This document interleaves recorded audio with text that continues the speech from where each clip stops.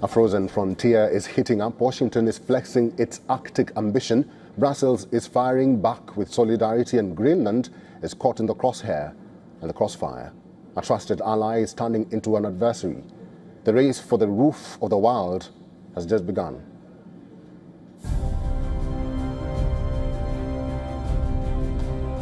Ice is cracking. Tempers are rising. The Arctic is no longer a frozen backwater, it's the front line of global power. Greenland is slowly becoming the most dangerous piece of ice on Earth. Greenland, vast, frozen, and sparsely populated, is now at the center of a geopolitical storm after Donald Trump declared his intent loud and clear. We need Greenland for national security. And if you take a look at Greenland, you look up and down the coast, you have Russian and Chinese ships all over the place. We need it for national security. We have to have it. The response was immediate and furious. The integrity of the kingdom is up to the kingdom. I am standing here in the Faroe Islands, and as long as we have a kingdom which consists of Denmark, the Faroe Islands, and Greenland, we cannot accept that anyone challenges our sovereignty. Denmark and Greenland pushed back hard, making it clear Greenland is not for sale, not for seizure, not for bargaining. The European Union stepped in too. EU Commission Chief Ursula von der Leyen pledged full solidarity with Greenland, signaling that Europe will not stand by if Arctic sovereignty is challenged. Greenland is strategically vital due to its prime Arctic location. This, specifically at a time of rising US, Chinese, and Russian interest in the Arctic. So why does Trump want Greenland? The answer lies beneath the ice. Greenland sits on critical Arctic sea routes that are rapidly opening as climate change melts polar ice. These routes slash thousands of kilometers off shipping lanes between Europe, Asia, and North America, routes that could soon rival the Suez Canal. And below the surface lies treasure, rare earth minerals, uranium, critical resources essential for electric vehicles, missiles, satellites, and clean energy. China has already tried to gain a foothold here. Russia is militarizing the Arctic coastline. Washington doesn't want to be late to the fight. Trump has sparked a fresh row with Denmark after appointing a special envoy to Greenland. He had earlier attempted to buy the island.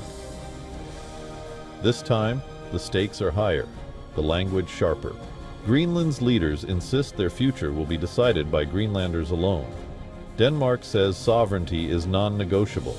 Europe warns that borders cannot be redrawn by ambition. What was once a silent sheet of ice has become a battlefield of influence, and the showdown has only just begun. And joining us live from Berlin is Mr. James Jackson. He's a journalist and also political analyst. Mr. Jackson, thank you very much for your time and welcome to the broadcast. Why does Greenland matter to President Trump, and why did he resort to appointing a governor as an envoy? That's a really good question. But I don't want to accept that premise. I don't want to say that it does really matter to Trump, because with Trump, you're never sure if he means what he says. Or, for example, if this is just a distraction from recent events around Venezuela, and there's been a lot of criticism from the media. So I think we need to stop taking Trump literally and start taking him seriously. And I would pass that message on to European leaders. It's possible that Greenland is important for Trump. I mean, he first proposed buying it during his first term, something that many people have forgotten. In 2019, Greenland, of course, and Denmark said no. But the question is, really, does this matter to Trump, or is this part of a longer strategy? Because, you know, you might not, whatever you think of his political nous and intelligence, it's obvious that Mr. Trump is in some ways a strategic genius. This could just be a play to undermine relationships with Europe, with something on the Russia-Ukraine front in play. So really, I think we need to start looking at Trump's objectives in a slightly more abstract way and stop assuming that he means what he says. I mean, it is entirely possible that he thinks that Greenland is important for national security. it is in a strategically important region. In the new national security strategy paper that came out, they basically declared the whole Western Hemisphere as the US's backyard, which is bringing back policies from just after the Second World War and even before that. Let's talk about those policies, Mr. Jackson, because as this battle continues, in your own view, how could it shape the global power or reshape the global power if this battle continues?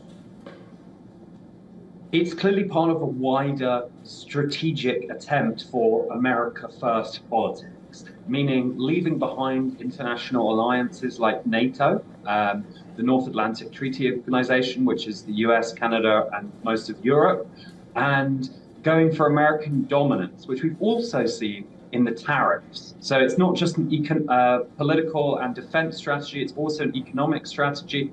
And I think we might see a more aggressive United States in the Western Hemisphere, particularly Latin America. Panama has been mentioned, Venezuela.